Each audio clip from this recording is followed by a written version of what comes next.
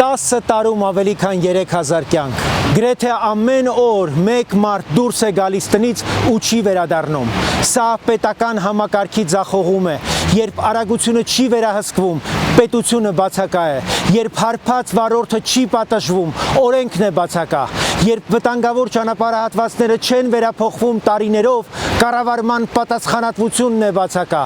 երբ մահերը չեն դառնում պետական վերլուծության եւ կանխարգելման հիմք, ինստիտուտներն են բացակա,